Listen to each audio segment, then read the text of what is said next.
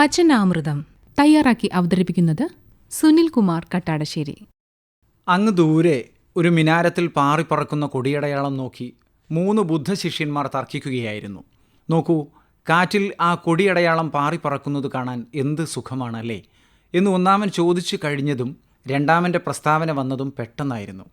രണ്ടാമൻ ഇങ്ങനെയാണ് പറഞ്ഞത്: ശരിക്കും കൊടിയടയാളമല്ലല്ലോ, കാറ്റല്ലേ ഇളകിക്കൊണ്ടിരിക്കുന്നത്. പക്ഷേ ഇതിൽ നിന്നൊക്കെ വിഭിന്നമായിരുന്നു മൂന്നാമൻ്റെ മൊഴി. നിങ്ങളുടെ മനസ്സാണ് യഥാർത്ഥത്തിൽ ഇളകുന്നത് എന്നായിരുന്നു മൂന്നാമൻ പറഞ്ഞത്.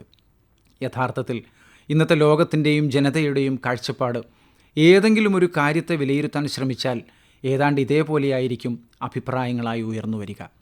അന്നന്നത്തെ ജീവനോപാധികൾക്കായി പാടുപെടുന്ന സാധാരണക്കാരുടെ ഒരു ലോകത്ത് തത്വോപദേശങ്ങളേക്കാൾ ആവശ്യം നേർവഴി തെളിയാനുള്ള പ്രകാശനാളങ്ങളാണ്. പ്രായം പലതും ഉപേക്ഷിക്കാൻ നമ്മെ പ്രേരിപ്പിക്കും. അതുകൊണ്ടാണല്ലോ എത്രയോ പ്രായമുള്ളവർ പുതുവഴികളിൽ ഉപേക്ഷിക്കപ്പെടുന്നത്. ഒന്നിനും വയ്യെന്ന തോന്നൽ എല്ലാ പ്രതിരോധങ്ങളിൽ നിന്നും നമ്മെ സ്വയം പിന്നോട്ട് നടത്തുകയാവാം. അവനവൻ്റെ അവസാനങ്ങളിലും അത്തരമൊരവസ്ഥ വരാനുണ്ട് എന്ന ചിന്ത ആരെയും അലട്ടുന്നില്ല എന്നതാണ് സത്യം. അതുകൊണ്ടാണല്ലോ നാം നേരത്തെ കണ്ട ഒരേ കാഴ്ചയുടെ 3 അഭിപ്രായങ്ങൾ നമ്മെയും അസ്വസ്ഥമാക്കുന്നത്. ചരിത്രം ആവർത്തിക്കുന്ന എത്രയോ ദയനീയമായ കഥയുടെ ആത്മകഥകൾ നമുക്കിപ്പോഴും കേൾക്കാനാവും.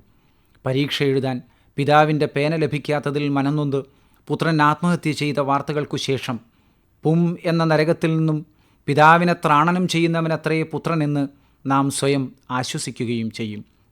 പ്രായങ്ങളുടെയും ആഗ്രഹങ്ങളുടെയും അകലം എന്നാണ് നമുക്കിടയിൽ ചുരുങ്ങി വരിക. ഒരുതരം മാനസിക അടിമത്തമാണ് നമ്മുടെ തലമുറ ഇതിനൊക്കെ പ്രേരിപ്പിക്കുന്നത്. ഒരിക്കലൊരു സ്ത്രീ മറ്റൊരു സ്ത്രീയോട് സർവ്വസാധാരണമായൊരു ചോദ്യം ചോദിച്ചു. അതിപ്രകാരമായിരുന്നു: സ്ത്രീകളുടെ വിമോചനത്തിൽ നീ വിശ്വസിക്കുന്നുണ്ടോ? തീർച്ചയായും ഞാൻ വിശ്വസിക്കുന്നുണ്ടെന്ന് അവർ പ്രതിവചിച്ചു.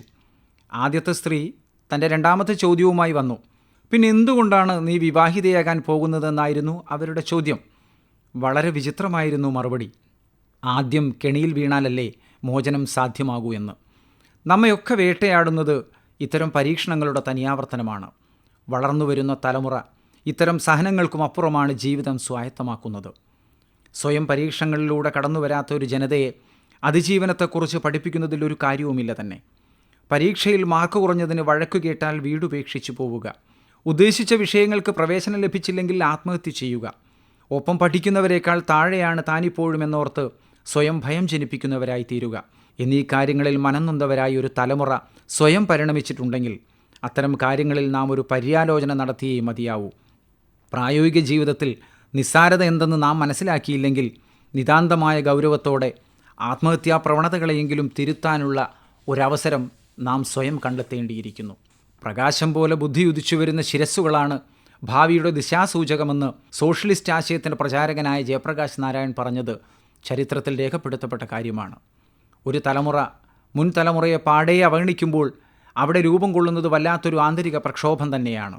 ദൈവേച്ഛയുണ്ടെങ്കിൽ ഉപാധി കൂടാതെ നാളെ ഞാൻ ഏതെങ്കിലും ഒരു കാര്യം ചെയ്യുമെന്ന് പറഞ്ഞു പോകരുതെന്ന് വിശുദ്ധ ഖുർആൻ വെളിവാക്കുന്നുണ്ട്. ചില ചിന്തകൾ ഒരുപാട് കാര്യങ്ങൾ നമുക്ക് മനസ്സിലാക്കി തരും പോലെ ചില ബന്ധങ്ങളും ചില ആത്മബന്ധങ്ങളായി പരിണമിക്കാറുണ്ടല്ലോ.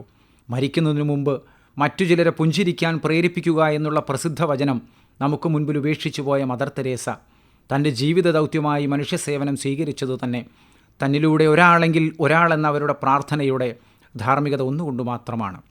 ഒന്നിനെയും ഉപേക്ഷിച്ചു പോകാൻ കഴിയാത്ത ഒരു ജനതയുടെ നിലവിളികൾക്ക് പ്രഥമ പരിഗണന നൽകുന്ന ഒരു ഭരണാധികാരിയുടെ മനസ്സായിരിക്കണം ഓരോ പൗരനും ഹൃദയത്തിൽ സൂക്ഷിക്കേണ്ടതെന്ന് പരോക്ഷമായി പറഞ്ഞുവെച്ച ഒരു തലമുറയുടെ ഭാഗമാണ് നമ്മളെന്നത് അഭിമാനാർഹമായ കാര്യമാണ്. ആ അഭിമാനം പകർന്നു നൽകുകയും നിലനിർത്തുകയും ആവണം വർത്തമാനകാലത്തിൻ്റെ കടമ എന്നുകൂടി നാം ഓർമ്മയിൽ വയ്ക്കുന്നത് നന്നാവും. ചിലത് കടങ്ങളാണെങ്കിൽ ചിലത് കടപ്പാടുകളാണ് എന്ന നെൽസൺ മണ്ടേലയുടെ വാക്കുകളെ നമുക്ക് മറക്കാതിരിക്കാം. വചനാമൃതമാണ് നിങ്ങൾ ഇതുവരെ കേട്ടത്. തയ്യാറാക്കി അവതരിപ്പിച്ചത് സുനിൽ കുമാർ കട്ടാടശ്ശേരി.